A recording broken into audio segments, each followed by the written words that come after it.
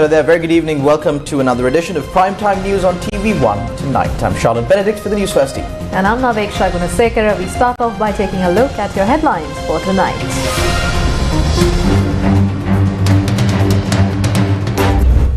Indian Minister of Defence to visit Sri Lanka next week.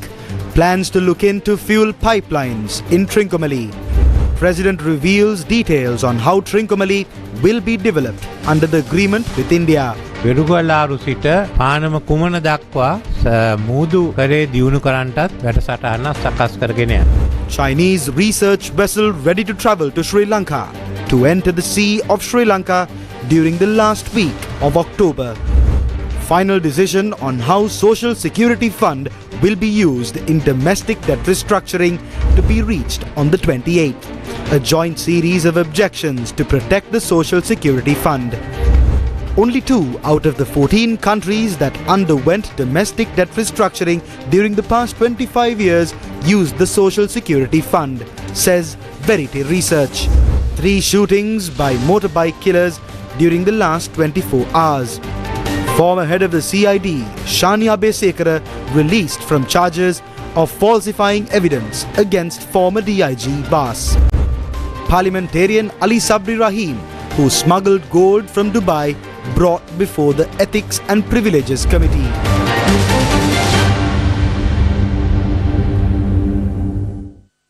Taking a look at those stories in detail. Minister of Defence of India Rajnath Singh is scheduled to visit Sri Lanka on the 2nd and 3rd of September. Several media reports emerged on Friday regarding the Indian Defence Minister's visit to Sri Lanka. According to the media reports, Indian Minister of Defence Rajnath Singh is due to hold discussions with the Sri Lankan President and his Chief of Staff Sagala Ratnayaka. The report stated that the Indian Defence Minister will also visit Trincomalee, where he will inspect the fuel pipeline system to be built between the two countries. During President Ranil Wickremesinghe's recent visit to India, proposals were presented regarding a fuel pipeline system and a bridge connecting the two countries. A memorandum of understanding was also signed between the two countries related to the Trincomalee District Development Plan. Meanwhile, speaking at the District Development Committee meeting in Trincomalee on Thursday, President Ranil Wickremesinghe said Trincomalee will be developed as an economic hub with the support of India.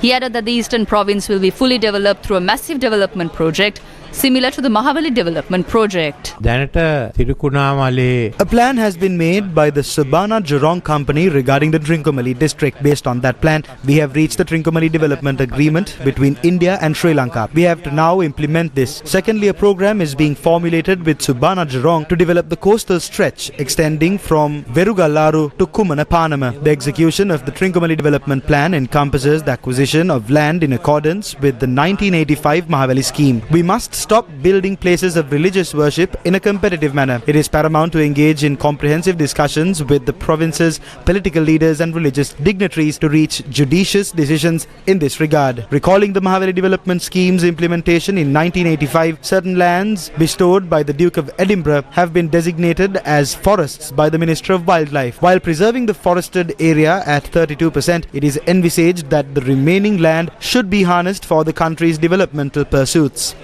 The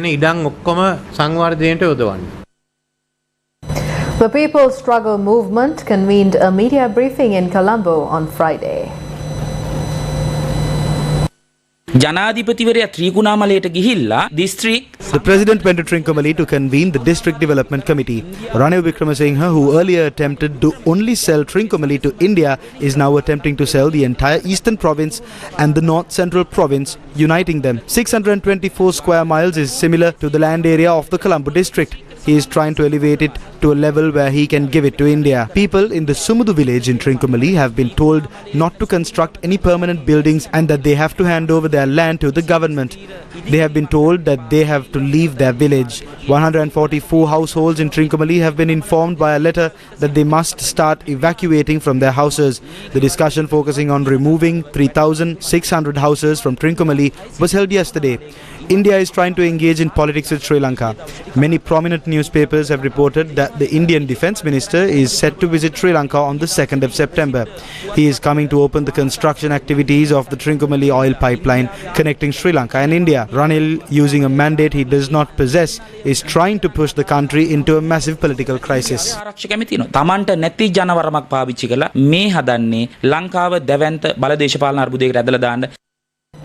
Meanwhile, the Chinese research vessel Xi'an-6 is set to arrive in the country on the 25th of October.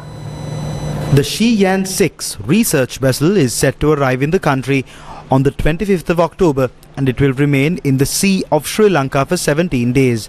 By this afternoon, the vessel was docked at China's Pearl River, also known as Zhujiang. Verite Research says that out of the 14 countries that have undergone domestic debt restructuring during the past 25 years, only 2 countries had used their social security funds. Executive Director of Verite Research, Nishan Demel, spoke about this at a conference held in Colombo yesterday. Among the countries that underwent domestic debt restructuring in the past 25 years, 7 countries had restructured the banking sector and private creditors. Those countries are Argentina, Greece, Ukraine, Barbados, Jamaica, Uruguay and Russia. Verite points out that Paraguay, Nicaragua, St. Kitts and Nevis, Cyprus and Cameroon had restructured their banking sector. Among these countries, Paraguay and Cameroon had restructured the debt of their central bank. Only 2 countries, namely Grenada and Ghana, had restructured their social security funds during the domestic debt restructuring process during the past 25 years. When restructuring debt, we must look into who should take on this burden. Is it the groups that benefit the most or groups that do not benefit? Besides Sri Lanka, there are 14 other countries that have restructured their debt. Countries that were very poorly managed are the countries that fall to this level. But despite these programs, every country were keen on excluding their social security funds from the domestic debt restructuring because everyone understands that this is a social security fund. 12 out of these 14 countries did not touch these funds. Everyone restructured the debts of banks. Only 2 countries restructured their social security fund. It was only Grenada and Ghana who restructured their security fund. Even Ghana tries not to restructure their social security fund. Sri Lanka is the first country in the world that we know who saved all of the other creditors and restructured the social security fund. No other country in the world had been so significantly unjust. තමයි ලෝකයේ පළවෙනි රට අපි දන්න. අනිත් ඒවා හැමෝම බේරලා අර්ථසාධකාර මුදල් ප්‍රතිහෝගත කරපුවා. කිසිම රටක් එච්චර විශිෂ්ට විදිහට අසාධාරණ මගකට එළඹිලා නැහැ. ඉතින් ලංකාව විශිෂ්ටයි. හැබැයි ඇත්තටම දුක හිතන විදිහකට. Trade unions and civil and political activists have focused their attention on the impact the domestic debt restructuring process would have on Sri Lanka's Social Security Fund. They are preparing to launch a joint protest movement next Monday, demanding for the domestic debt restructuring process to be just and equitable. The country today has been caught in this vicious cycle of debt not because of the mistakes made by the people, but who have been asked to tighten their belts. If the working people of this country continue to be numb to these things, remember today that they are touching the EPF and the ETF and only slashing off the interest. But in the future, this government will slash all your benefits. ඔබේ කැපෙන්න තියෙන සියල්ල කපලා මේ ආණ්ඩුව ඉවර නවත්තන්න කියලා. සේවක අර්බුදල් පාවිච්චි කරන කවුද ප්‍රකාශයටපත් කළේ? Who is announcing that the money of the EPF will be used? It is the central bank. It is the central bank that is regulating this, and the same central bank is taking this decision. It is all the same group. This so-called domestic debt restructuring process will slash the benefits received by employees by 50%. This is simply a robbery. 50කින් අඩු වෙනවා. මේක මංකොල්ලයක්. අපි විරුද්ධ වෙන්නේ කුමන පදනමක් මතද? On what basis are we objecting to this? The Ranil Rajapaksa government and the central bank has no right to slash off the benefits given to the working class under the EPF and ETF funds. These power-hungry people have taken loans from banks and financial institutions. Although they are using these employees' provident fund and other sectors, banks, financial institutions and the funds of money-hungry individuals are not being touched by the government. Do not look at them laying hands on this employees' provident fund as something minor. This is only the beginning of many more similar acts. සරල කාරණයක් විදිහට දකින්න එපා. ඒ කාරණය තවත් පෙළක දිගුවක ආරම්භය පමණයි. The Workers' Struggle Centre have also joined this protest movement. The central bank must communicate their decision on whether or not they accept the slashing of the EPF benefits on the 28th of this month. That is the reason why we chose that day to exert some pressure on the government. We are completely against this proposal. We do not have to fulfill the conditions of the IMF and get their loans. We have alternatives. There are many rich people in the country. They have not been paying taxes for about 900 billions for the last 10 years. The government can collect these dues. We request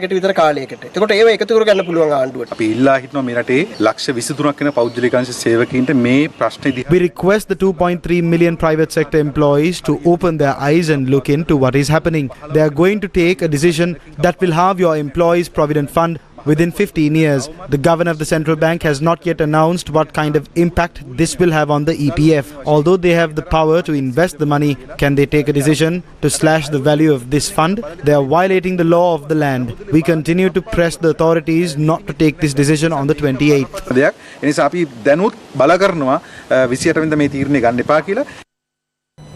The arid weather conditions in the country have affected many people. There are also those who are suffering the brunt of this situation, aggravated by mismanagement of the water available in the region.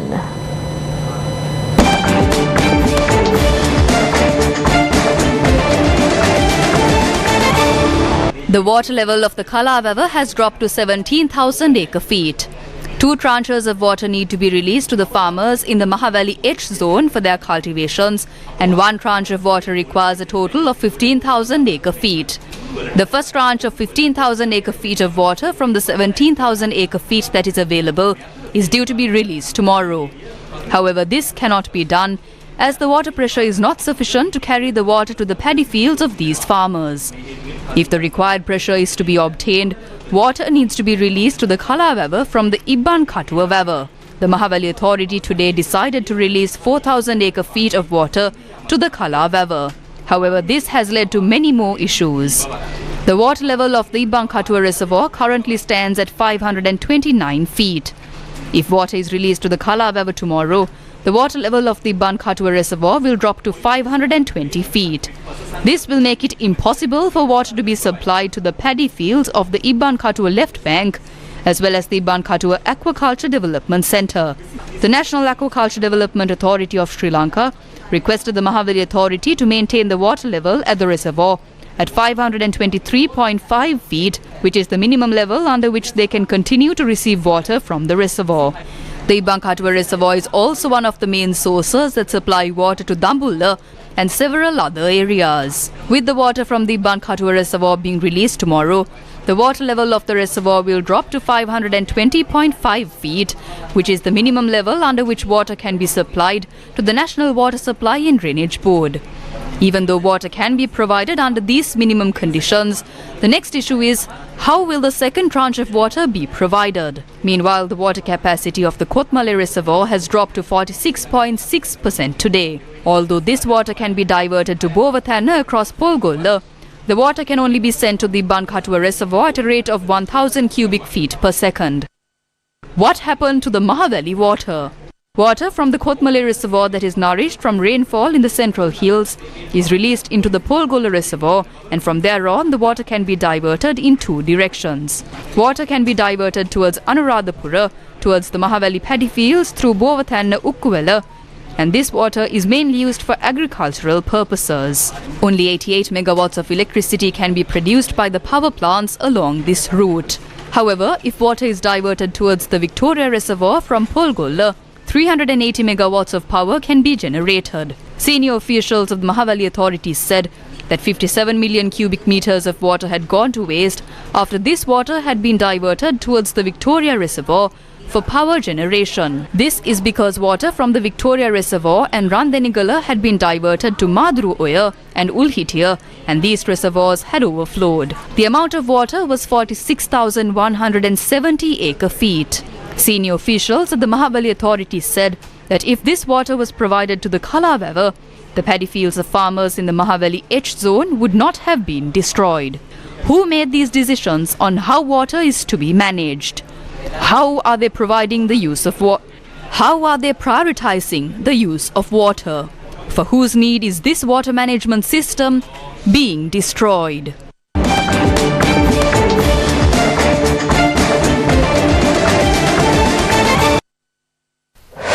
News first with the people. Ladies College presents a musical phenomenon, SOSL Pops, a performance by the Symphony Orchestra of Sri Lanka, conducted by Nishanta Varnakulasuriya, September 2nd and 3rd at the Ladies College Hall, featuring the Ladies College Senior and OGA choirs, with guest soloists Crisanta De Silva, Dinushka Jayavikrama, and Melanie Bibile. Tickets available in the school hall foyer. Media sponsor Yes 101, Legends 966 and TV1. Welcome back to the news. Leader of the House, Minister Susil Premajantha, informed Parliament today that parliamentarian Ali Sabri Rahim, who was arrested for smuggling a stock of gold into Sri Lanka, should be brought before the Committee of Ethics and Privileges of Parliament. MP Ali Sabri Rahim has violated the MP's code of conduct. As his actions have violated parliamentary privileges, I request that these facts be tabled before the Committee on Ethics and Privileges, Understanding Order 118. A broad investigation be conducted and necessary further measures be taken. Look at the current situation of Parliament. Supreme Court judges and MPs who brought gold into the country are brought before the Committee on Ethics and Privileges. What is the meaning of this? If the committee issues a report against MP Ali Sabri Rahim stating he is wrong, Parliament won't take measures to expel him as an MP. I said this at the party leaders meeting that both parties should unite. There is a clause in the Solbury Constitution. 4 MPs of the then government who solicited bribes were expelled through a proposal in Parliament. I propose that we unite to include that clause through a constitutional amendment. We reached the decision to bring up the privileges question at the last party leaders meeting. The other matters can be discussed separately and the necessary amendments can be made for the Privileges Committee. Former SSP Shania Besekar and 3 others were released from the case involving charges of fabricating evidence in a murder case against former DIG Vas Gunawardena. The order was issued by the Gampaha Magistrates Court on Friday. The Gampaha Magistrates Court released the former director of the Criminal Investigation Department, SSP Shania Besekar, and 3 others after the Attorney General informed the court that they could not prosecute the related charges due to the lack of sufficient evidence. And other 3 defendants who were released are police inspectors Sugat Mendis, Nishant De Silva and R. Prematilaka. The case was filed in August 2020 by the Colombo Crimes Division, which was investigating the murder case against former DIG Vas Gunawardena.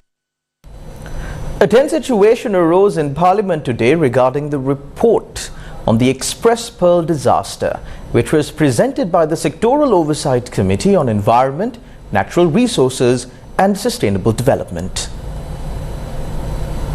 පරිසරයේ ස්වාභාවික සම්පත් හා තිරසාර සංවර්ධනය පිළිබඳ ආංශික අධීක්ෂණ කාරක සභාව. The Sectoral Oversight Committee on Environment, Natural Resources and Sustainable Development report on the MV Express Pearl disaster and obtaining compensation was tabled in Parliament by its chairman Ajit Mandapperuma. This committee comprises of 12 MPs. Only 6 MPs including the chairman have signed this report. This report should indicate whether the other 6 members are against this, rejecting it or refraining from signing it. This report has several favourable recommendations recommendations. However, through this report, the Attorney General's department has been undermined. I don't think the MPs in this committee have more knowledge on laws than the Attorney General. මේ අසං කරපු මන්ත්‍රීතුමාලත් එක්ක ගත්තම නීතිපතිතුමාට වැඩිය නීතිය පිළිබඳව හසල දැනීමක් ඇති කෙනෙක් මේ කාරක සභාවේ 12 දෙනා අතර ඉන්නවා කියලා මම විශ්වාස කරන්නේ නැහැ. මොනම ආකාරයකින්වත් එක්ස්ප්‍රස් පර්ල් කේන්ද්‍රීයව ක්‍රියාත්මක වෙන අධිකරණ ක්‍රියා. We will not take any measures that may adversely affect the ongoing legal proceedings regarding the Express Pearl.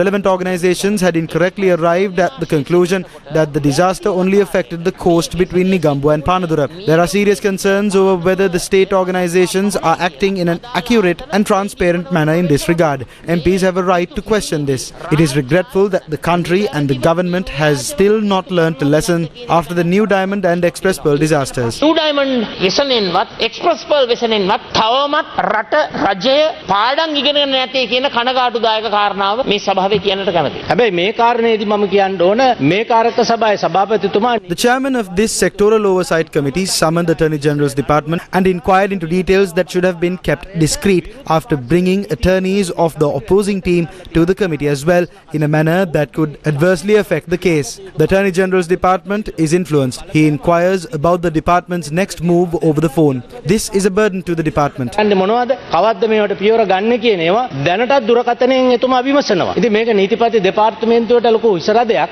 වර්තමාන Explain the current situation to Parliament. By doing so, all suspicions can be put to rest. මෙම නඩුව සිංගප්පූරු After this case was filed in a Singapore court, the insurance company expressed willingness to hold talks with us without affecting the case. සාකච්ඡා කරන්න කැමතියි කියලා. ඒ සාකච්ඡාවට දෙකෙන් අනතුරුව ඇමරිකානු ඩොලර් මිලියන 8,50,000ක් දල වශයෙන් මුදලකුත් තවත් මුදලක් රුපියල් වලිනුත් ගෙවන්නට ඒගොල්ලන් කැමැත්ත ප්‍රකාශ කරා. ඒ අනුව අදාළ ආයතන The Attorney General's department sought the willingness of the relevant institutions to present it. A proposal was also presented that the case should be moved to the Commercial High Court and it was discussed. The bench of judges in that court comprises judges from other globally recognized countries. We hope it is moved to the Commercial High Court. We don't believe that it will affect us adversely. We believe it will be good for us. විශ්වාස කරන්නේ නැහැ. ඒකෙන් යම්කිසි හොඳ දෙයක් වෙයි කියලායි විශ්වාසය. The uncontrolled spree of murder and mayhem continued today with 3 shootings carried out by assailants on motorbikes during the past 24 hours.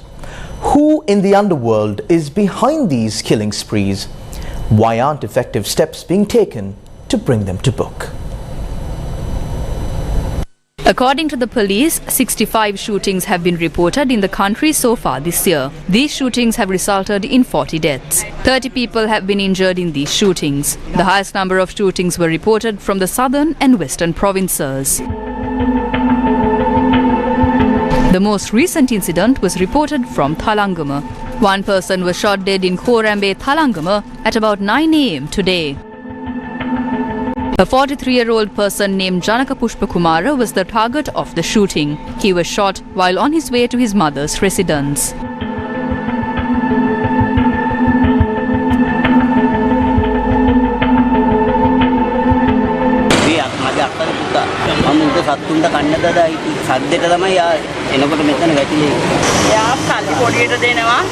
He gives loans to people. He does real estate work. The victim, who sustained serious injuries, was first admitted to the Thalangama Koswattu Hospital and later transferred to the National Hospital where he succumbed to his injuries. Crime Watch. Meanwhile, one person was injured in a shooting that took place at the Kurundukumbura junction along the Kuliapite-Hettipula road. 2 suspects travelling on a motorbike had carried out the shooting. A 49-year-old resident of Moonamal Deniya was injured in the shooting. He is currently receiving treatment in hospital.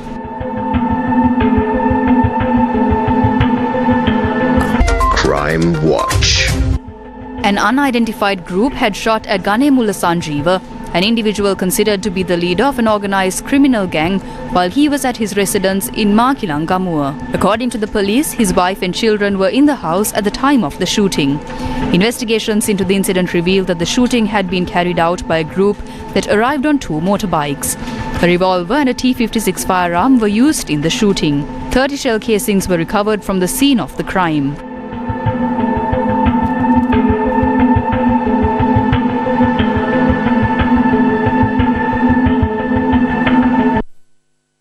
We reported details of many similar crimes in the past. The security of the general public is a fundamental feature in a democratic country. Who will bear the responsibility of the lives lost due to delays in controlling this killing spree carried out by criminals travelling on motorbikes? How are these firearms being released to the society? How are people carrying these firearms freely and without consequence? Although authorities classify these crimes as those carried out by organized criminal groups and debate on the fact that adequate steps have not been taken to suppress these criminal activities is a cause for concern. Has Sri Lanka become a gangster's paradise? How many of these motorcycle gunmen have been apprehended? The time has come to take stern action to ensure the safety of the general public of Sri Lanka. The time has come to take stern action to ensure the safety of the general public of Sri Lanka. Instead of holding a grudge against the media who reports on these matters, is it not a better course of action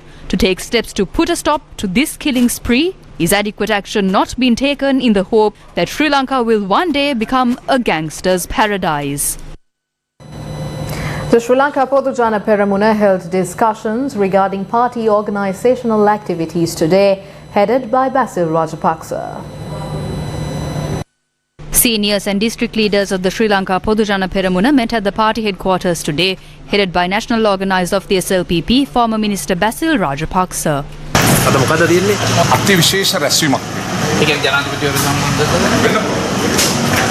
ජනතාව දෙගිඩියාවෙන් ඉන්නවා අපි නිශ්ශබ්දව ඉන්නකොට වැඩ කරන්නේ නැද්ද පක්ෂය ක්‍රියාත්මක වෙන්නේ නැද්ද දැන් අපි එතනින් පල්ලෙහාට බහලා ශාඛා සමිති ප්‍රතිසංවිධානය කරමින් ඒ වැඩපිළිවෙල ක්‍රියාත්මක කරන ගැන තමයි අද අපි කතා කරන්නේ. දැන් ඉදිරි ජනාධිපතිවරණ අපේක්ෂකයා කවුද කියලා සාකච්ඡා කරාද කොහොමද?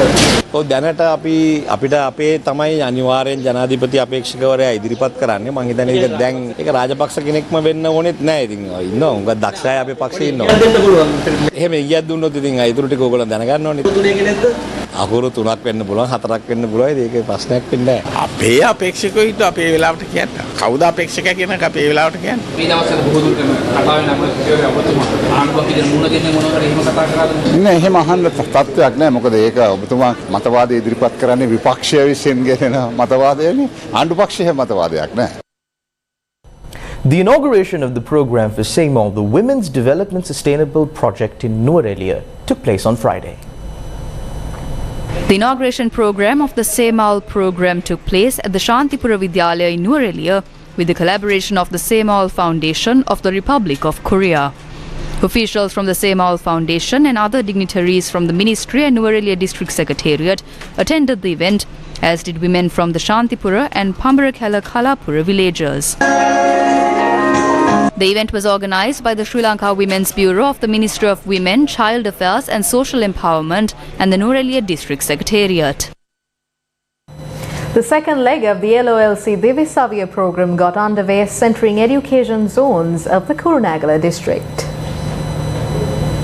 Day 14 of the second leg of the LOLC Divisavya program got underway, centering schools in the Mahava and Nikavarati education zones of the Kurunegala district. The second leg of the LOLC Divisavya program targets Sri Lankan schools with less than 100 students. Students from schools including the Madapokuna Mahira Muslim Primary School, Gallava Muslim Vidyalaya, Galpita Digana Primary School, Malasna Devaraja Primary School, Goluwava Primary School, Ottukulam Hijra Muslim Mahavidyalaya and Vijayaba National School were gifted school books and stationery items this morning.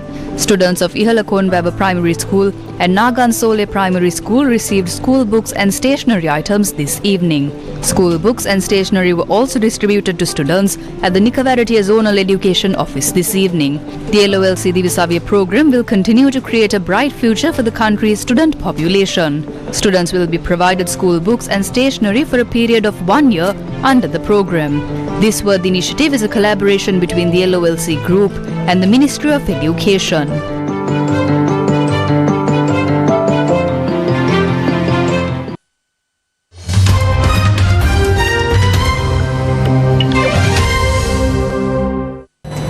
Former US President Donald Trump has surrendered in Georgia on charges of plotting to overturn the state's 2020 election results in an arrest that saw the first ever mugshot of a former US president. Former United States President Donald Trump has surrendered himself to authorities in the state of Georgia. He faces criminal charges related to efforts to overturn the 2020 election. The Republican leader flew down from his residence in Bedminster, New Jersey, to appear at the Fulton County Jail on Thursday, less than a day ahead of his deadline to surrender. Once inside, he was swiftly booked, a process that required Trump to have his mugshot taken, a first in the United States presidential history. It was his fourth arrest in 5 months in a criminal case, but this was his first police booking photo. Trump later posted on X, formerly known as Twitter, for the first time since January 2021. He shared the address of his website and the mugshot with an all-capital letter caption, "Election interference, never surrender."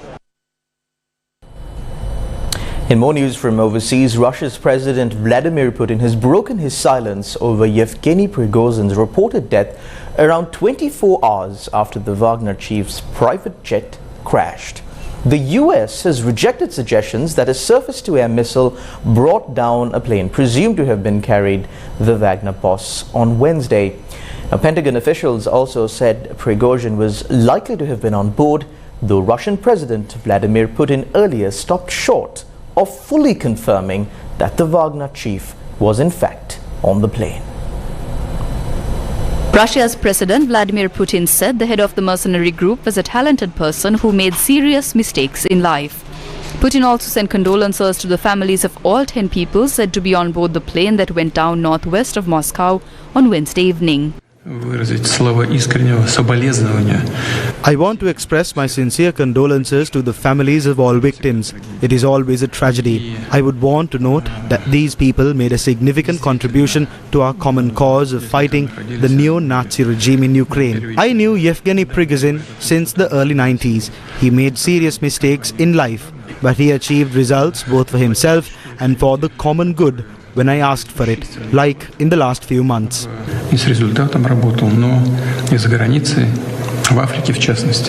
Despite speaking about Prigozhin in the past tense and offering his sympathy to the families of the victims, Putin did not confirm the Wagner chief's death. Yevgeny Prigozhin was listed among 10 passengers reported killed when a private jet crashed north of Moscow. Authorities are investigating the cause of the crash, which occurred exactly 2 months after Prigozhin led his fighters in a short-lived mutiny against Russia's military leadership. From the moment the plane came down, there has been speculation about what caused the deadly crash. And that's a wrap of Primetime News on TV1 for today. Thank you very much for watching. I'm Charlotte Benedict for the News First team. And I'm Naveksha Gunasekara. Good night.